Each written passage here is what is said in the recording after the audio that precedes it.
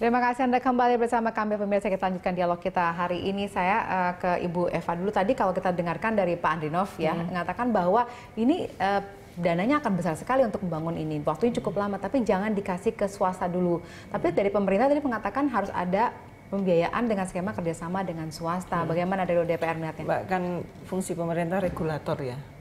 Dia yang harus mengatur, jangan dibalik bahwa pemerintah yang diatur karena alasan duit. Itu yang dia takutkan tadi, yang Pak Andrinov takutkan. Karena kepentingan publik harus diutamakan, bukan kepentingan korporat ataupun yang punya modal. Sehingga rule of the game harus beres dulu. Nah, ketika mau PPP pun sekarang juga harus dibereskan skenarionya.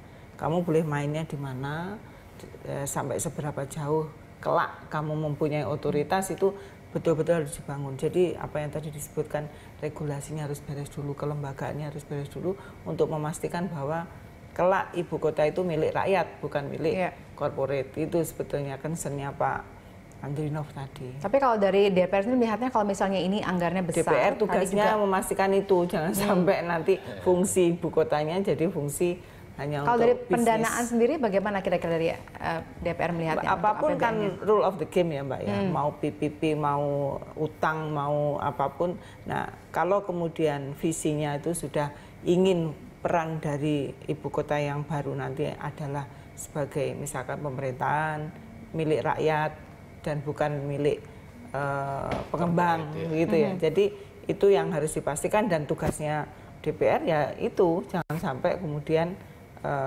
melayani kepentingan pembisnis saja. Iya, karena memang sekarang begitu ada isu ini keluar, masyarakat langsung mungkin berasumsi bahwa nanti ini uangnya dari mana? Apakah kita akan menghutang lagi gitu? Karena kan juga pendanaan kita sudah tahu sudah cukup seret dalam tanda kutip gitu ya. Kemudian kalau bisa mengajak swasta juga demikian. Nah, bagaimana diajak DPR swasta pun harus jelas tadi Mbak batas-batasnya, bordernya.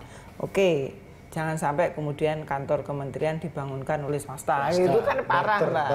Nanti kan repot ya. Jadi seperti itu. Jadi ada hal prinsip yang strategis yang mengganggu dari fungsi ibu kota sebagai milik rakyat ya jangan diberikan. Jadi harus detail ya, jelas ya untuk hukumnya, regulasinya. Baik.